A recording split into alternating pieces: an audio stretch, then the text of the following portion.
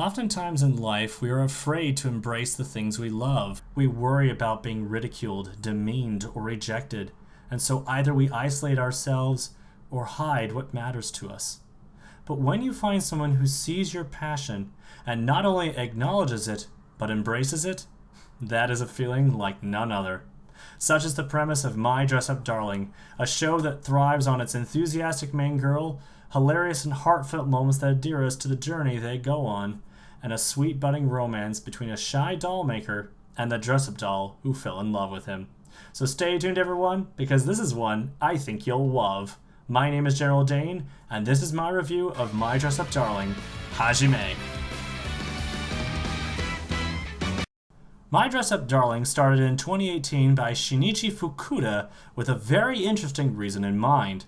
You see, Fukuda had known a number of her female friends who loved to do cosplay, but was saddened when many of them were forced to give up their hobby because their significant other insisted that they stop. This prompted her to write a story where a young woman pursues her hobby of cosplay with a very supportive boyfriend, but I'm getting ahead of myself.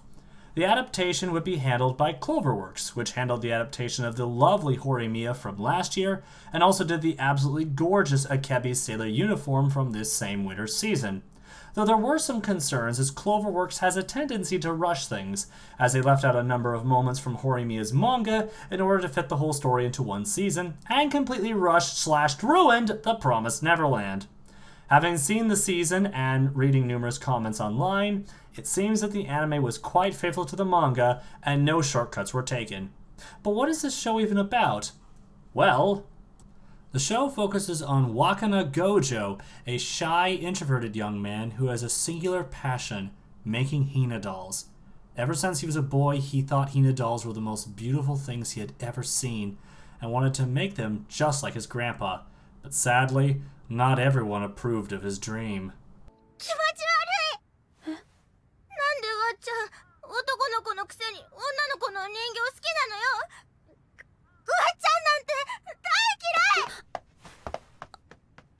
This traumatized poor Gojo into hiding his love of Hina dolls, and subsequently isolating himself from other people, fearing that his peers would have the same reaction, all the while practicing his craft. For a long time, life was a lonely, solitary existence. That is, until someone unexpectedly came crashing into his life.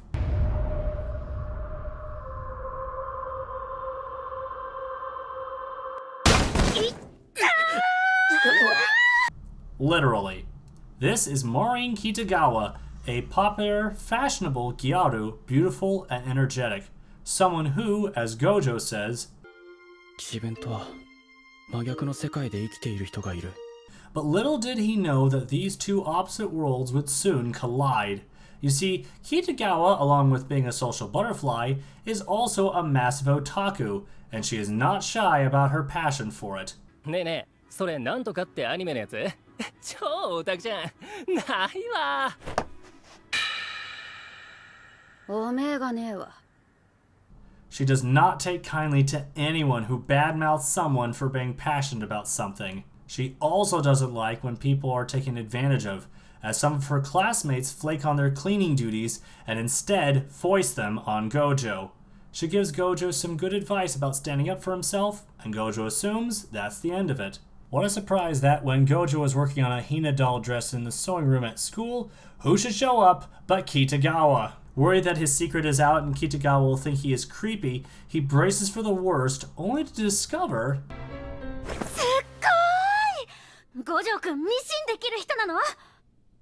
Huh?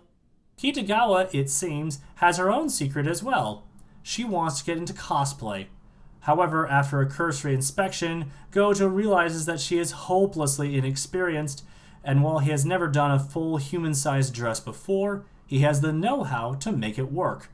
And seeing the passion in Kitagawa's eyes, Gojo can't help but agree to her wish. So begins a fun friendship between these two, which explores the wonderful world of cosplay. Though for Kitagawa, things start taking a slightly different turn, one of the more heartthrob variety. For now, let's focus on our titular dress-up darling. Maureen Kitagawa is one of the best female anime characters in recent history. Remember when I said that Komi was really cute in my review? Well, I stand by that, but Kitagawa is amazing in a much different way.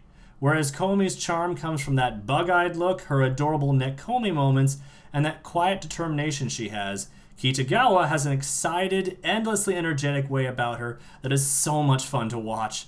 The sheer volume of different facial expressions that come up is staggering, all of which is beautifully animated. But what quickly endears us to her is the fact that despite her popularity, she is a very genuine person. She doesn't put up a false front and isn't embarrassed about what she's passionate about, whether it be magical girl shows, delicious food, or even erotic video games. 年齢制限があるんじゃないかって。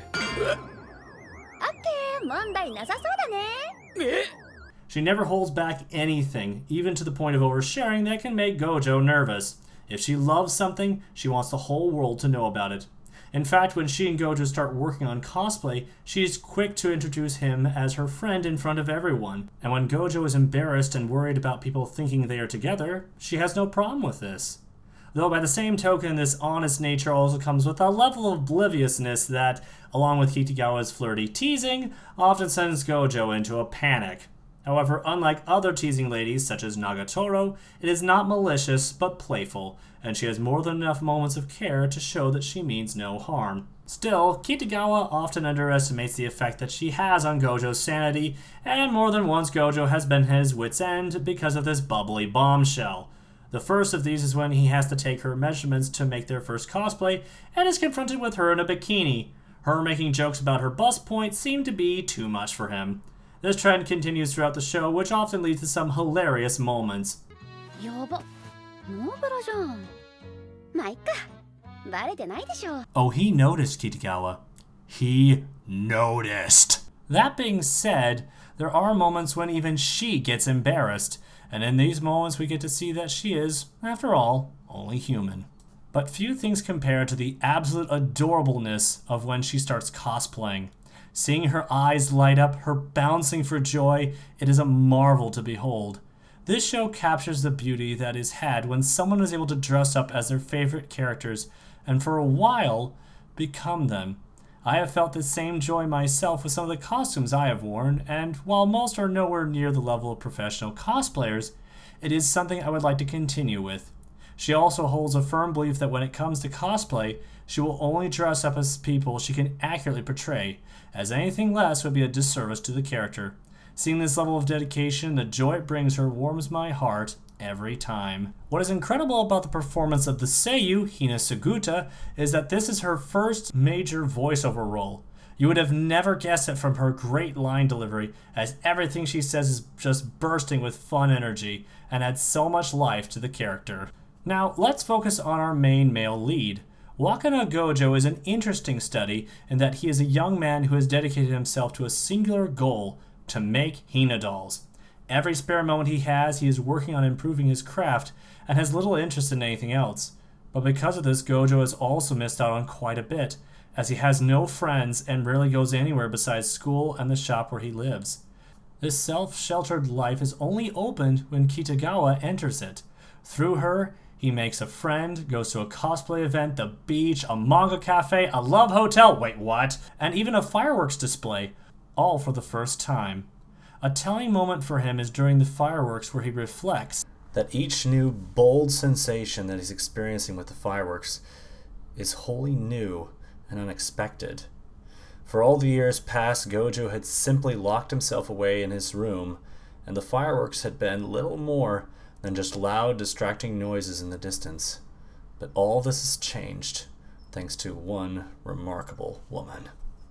And the more time he spends with Kitagawa, the more he realizes there is so much wonder and magic in the world, and through this, his craft begins to improve.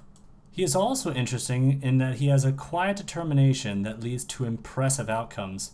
When Gojo is working on Kitagawa's Shizuku-tan cosplay under the assumed deadline of 2 weeks, his grandpa gets hurt, partially through a shock that was inadvertently caused by Gojo, and finals arrive. Splitting his attention amongst all these things, Gojo is exhausted both mentally and physically, and is about to give up when he remembers some wise words from his grandpa. そりゃ大変だよ。好きだからってやっていけるもんじゃねえしよ。まあけどな、好きだからこそ大変な時にも踏ん張れるもんだよな。喜んでほしいからしんどくっても頑張れるもんだぞ。 Summoning all of his strength, Gojo charges forward and is able to finish the dress in time. When Kitagawa finds out what Gojo went through, she is mortified, as the deadline she gave was accidental. She only mentioned it offhandedly and would have given Gojo more time had he'd asked for it. But instead of getting angry, Gojo is relieved, happy that Kitagawa can make her cosplay debut. What's impressive about Kitagawa in this scene is that she breaks down into tears over this, feeling guilty about accidentally pushing Gojo this far, but in the end, it all works out, and the cosplay is a success. But there is one other aspect to Gojo's personality that soon changes everything for Kitagawa. You see, Gojo is very selective when it comes to calling something beautiful. He has to feel it with all of his heart, and as we see him on multiple occasions saying Hina dolls are beautiful, we know that he means it. But on the train ride home from the cosplay event, Gojo seems to have found something else beautiful. はい。北川さん、とても綺麗でした。What happens next? Well, remember how I said few things compared to Kitagawa's adorableness with her joy over cosplay? Well, there is one thing that trumps it. なんだよ。私ガチで五条くんのこと好きになってるんだけど。嘘好き？てかかなり好き？初期？とりあえずおじいちゃんといるとめっちゃ喋る。待ってめっちゃ可愛いじゃん。何？五条くん初期？ It's her being head over heels for Gojo. From one scene to the next, we see different sides to this adorable little romance. From a home date with Gojo watching anime. てかこれおうちデートってやつ？待ってやばない絶対そうでしょそうだよだって最近おじいちゃんいるから違うけど久しぶりに To promising to take in places at the beach, to clothes shopping, and beyond. Every time she is with him, it goes beyond saccharine and into straight up diabetic. This is highly refreshing, having a main girl open and honest, at least with herself, about her feelings, as I would very much classify her as the anti-tsundere, which a lot of people seem to be applauding. This also gives way to some unbelievably adorable moments, as Kitagawa forgetting how to say words,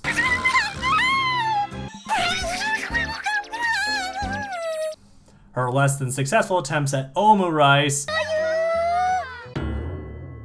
and probably the best twist on expectations in clothes shopping. やっぱどうすんのこれ全部大初期すぎるてか待っては全部かっこいいんだけど一つに選べなくないこんななんでも似合う人存在すんのいや目の前にいるんですけどちょっとマジしんどい無理ほんと好き大好き五条くん大好き What makes this even cuter is that in the original Japanese, frequently she uses the phrase shuki, a cute form of the phrase ski, which of course is to like or love something. So essentially she's saying she loves him. She even has a brief jealous moment, which leads to Pautagawa. But what makes this so special is we can see why she fell for him. Gojo, while shy and quiet, shows that he is also passionate, determined, and puts his heart into anything he makes. He is also willing to dive headfirst into any media in order to get the cosplays just right. Whether it's facing the degeneracy of slippery girls or the chibi wholesomeness of Sakai DK, Gojo is right there with her and must be a breath of fresh air, as it can be difficult for Kitagawa to get any of her other friends into the things she likes. With Gojo, she can just be herself, and while he doesn't always understand her interests, when it comes to cosplay, these two are a tailor-made match. And nowhere else is their compatibility on display more than their misadventure at the Love Hotel.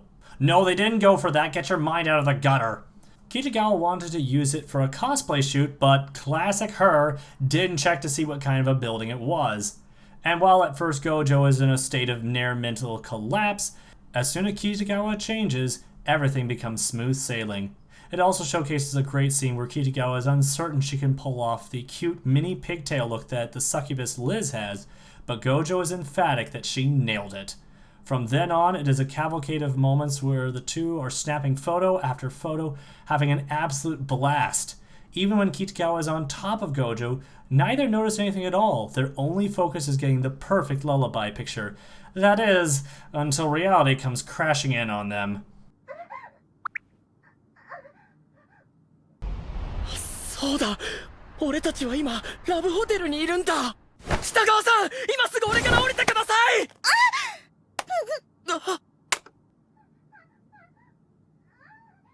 It seems once again, for all of Kitagawa wanting to be with Gojo, this moment was too much even for her.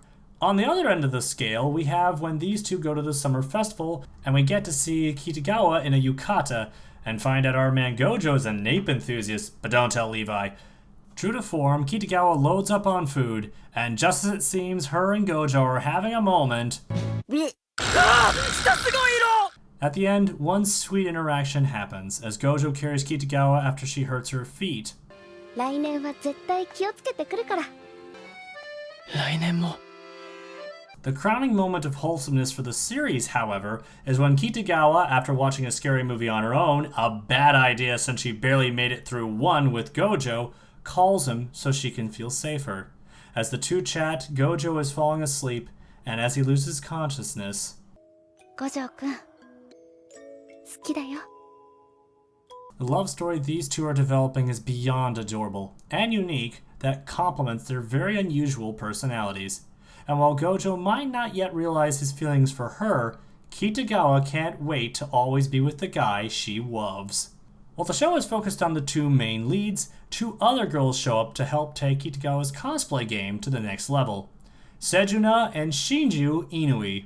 Sejuna, or as she is professionally known as Juju, a well-known but rarely seen cosplayer that Kitagawa is more than a little obsessed with, is a second-year high school student, while her younger sister, Shinju, is a middle school student and usually serves as Juju's photographer. And if you're wondering, no, I did not get these two mixed up. Let me tell you, it never gets normal looking at these two and try and remember which is the oldest, especially given how well developed Shinju is. Though I won't lie, I saw something like this when I was living in Brazil, so while this is not normal, it's not impossible. It is funny, though, seeing Kitagawa completely fangirl over Juju, and that great moment of different perspectives of Gojo and Kitagawa as it comes to their relationship. 違いますあと俺お付き合いしたことないので五条くん、今彼女いないんだ。 But these two are important for a number of reasons. Juju helps remind Gojo why it's so important to be passionate about the things you love, and finds a kindred spirit in the same vein, though inadvertently causes her mind to short circuit. Shinju, on the other hand, helps on two fronts. One, she introduces Kitagawa to new lighting and camera techniques, which Kitagawa then applies to her day at the beach with Gojo.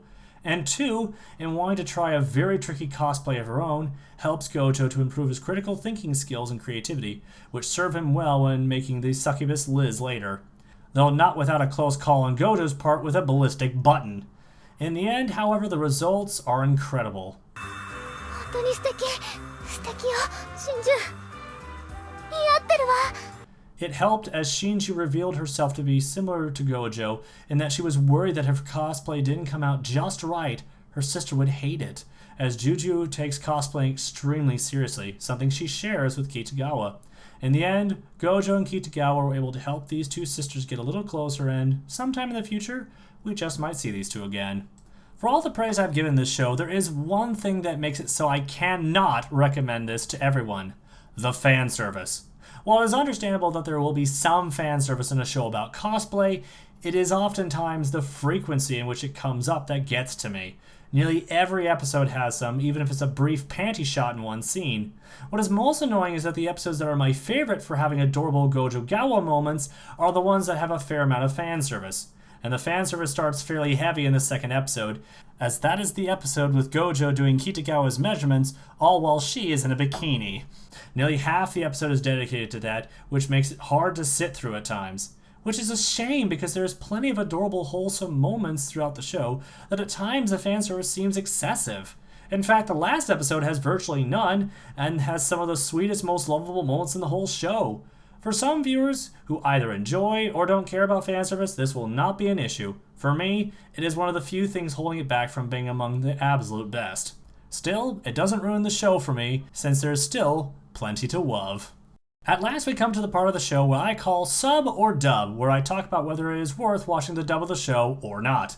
For our main girl, Kitagawa is voiced by none other than YouTuber, VTuber, singer, and full-fledged voice actress Amanda Lee, aka Amelie, who is getting yet another spotlight role this year as fan-dubbed Best Girl Ai Hayasaka in Kaguya-sama Love is War.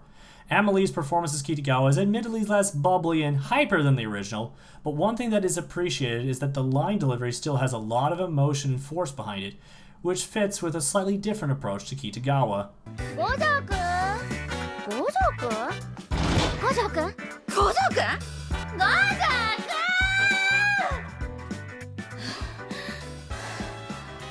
Gojo! Where are you? Are you in here? Gojo! Gojo! Come on! Though what makes this version great is the unique way that Amelie is able to use modern slang to lend a hint of authenticity to Kitagawa being a teenager. Not to mention the absolutely adorable approach Amelie uses for Kitagawa in Love. He looks totally freaking amazing in every single one of these outfits! But seriously, what the F? How does this dude look hot in everything he wears? I can't get rid of any of these. A guy this hot actually exists. I mean, I know he does because he's right in front of me, but I can't. I love him. I love you, Gojo Mojo. I love your little face to death. So with this one, Amelie is a great fit for Kitagawa. But the one that surprised me the most was the voice actor for Gojo, Paul Data, who I was shocked to learn was his first foray into voice acting. Though this helps with his portrayal as Gojo, as he brings an air of uncertainty to the role that, while it being delivered technically perfect, enhances the uneasiness that Gojo feels in his day-to-day interactions.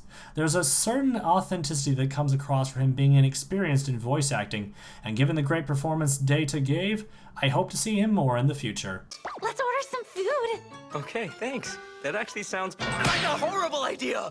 For my verdict, I say either the sub or the dub are great and you can't go wrong with either. While there are some aspects that I think the sub does somewhat better, the dub has shining moments of its own, so I say if you're only going to watch one, pick which language option you like better and enjoy. Both are equally excellent. My final verdict on this show is that it is a wonderfully delightful romp and one that has taken a special place in my heart. While the fan service can be distracting at times, the delightful Kitagawa with her expressive head-over-heels approach and the sweet moments between her and Gojo will most certainly brighten anyone's day. The show has already received overwhelming praise and has even won 8 Anime Choice Awards, including Best Boy and Girl, Best Romance, and Best Anime of Winter 2022. Not only that, but since debuting the anime, the sales of the manga have increased by over 2 million, giving plenty of goodwill to those who are producing it. But more than anything, Shinichi Fukuda was absolutely blown away by how beautifully the anime brought her beloved story to life, and not only cried when she first watched it, but binged the first 2 episodes on repeat for over 12 hours. If that isn't a ringing endorsement, I don't know what is. For my personal ranking, I'm placing this in 8th place in my rom-com anime list. And while no mention so far of whether Season 2 will happen anytime soon, there is no doubt in my mind, given how popular and beloved this show is, that we will eventually get a 2nd season. But personally, I can wait. Let the manga give us enough stories with these 2, and then we can continue with the wonderfully delightful adventures of the world's most adorable dress-up darlings. While I can't necessarily recommend this series to everyone, if you don't mind some fan service, then this is a must-see. If watching a dress-up doll fall in love with cosplay and a doll maker sounds like your speed, go watch My Dress-Up Darling. It is tailor-made for you. But don't quote me on that. If you enjoyed the video, make sure to drop a like and also comment about what you thought of My Dress Up Darling, and subscribe if you want to see more. If you want to support me on Patreon, just go to patreon.com/thatdangpatreon. And as a special shout out, I have my first $5 patron, which is none other than Jelly Kid No. So thank you everyone, and I'll see you next time.